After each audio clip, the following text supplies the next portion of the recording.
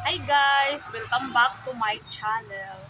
Ang gagawin ko today ay ipapakita ko ang bago kong koleksyon na jade plant. Dalawa lang po sila. Dalawa kong koleksyon. Uprooted siya. Nakita ko sa SM. Bumili ako. Tig 85 yung isa. Tig 85. So, dalawa yung binili ko. Bibili na naman ako kasi yung mga dati kong mga binili hindi nag-success sila. So ngayon bibili na naman. So ito ipapakita ko ngayon. Buhay na sila guys kasi binili ko to noong December. So ngayon papakita ko na kasi stable na sila. Ito na dalawang guys. Ito guys, yan. Ito ang aking jade plant. Buhay na buhay. Yan, ito yung isa. Oh, mayroon na siyang baby. Oh, mayroon ng baby dalawa. Mayroon na siyang baby dalawa. Kasi nabali to guys. Napunit siya. Tapos, mayroon na siyang dalawang dalawang panibagong sanga. So, yan, buhay na sila. Gusto pala nila yung makita sila sa init at ayan. Makita sa init at hindi maputik ang kanilang soil mix. So, ang soil mix nito, rice hull at saka garden soil lang yung nilagay ko. So, ngayon, diligan ko sila guys. Ang idili ko sa kanila, tubig ulan.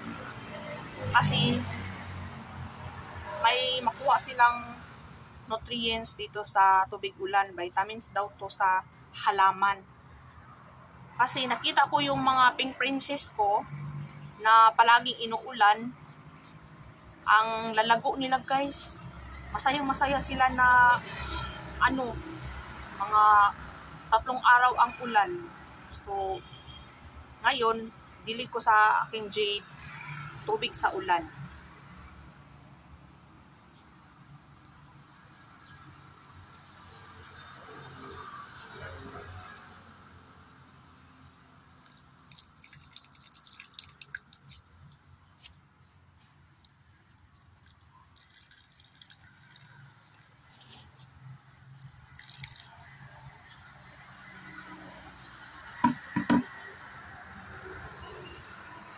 Ayan, okay lang nabasain natin sila kasi sorry Ming.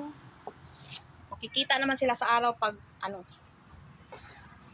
bukas ng umaga makikita sila ng araw. So dito natin ilagay. Yan sila kasi pag morning 6 to 10 AM makikita sila ng araw. So, yan ang gusto nila. Yan. May pa po mga grafted na ayan.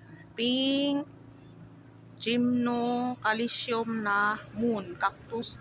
Ito, robra. Si robra cactus. Ito yung mga ko. At i-update ko na naman ang aking ginagraph na variegated Paris Castle. So, tanggalin na natin yung kanyang mga scotch tape. Ito, tanggalin na natin ito. Kasi stable na siya. 2 linggo na. So, dapat nga 10 days, pwede na sila tanggalin. Pero, ako, hindi ko minamadali yung pagtanggal ng scotch tape. Paabutin ko pa ng mahigit 2 linggo.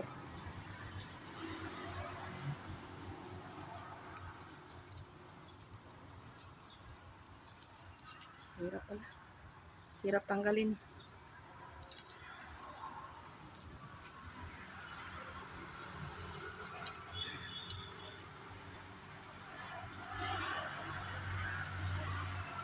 Yan, stable na siya guys. Stable na ang ating Paris casserole.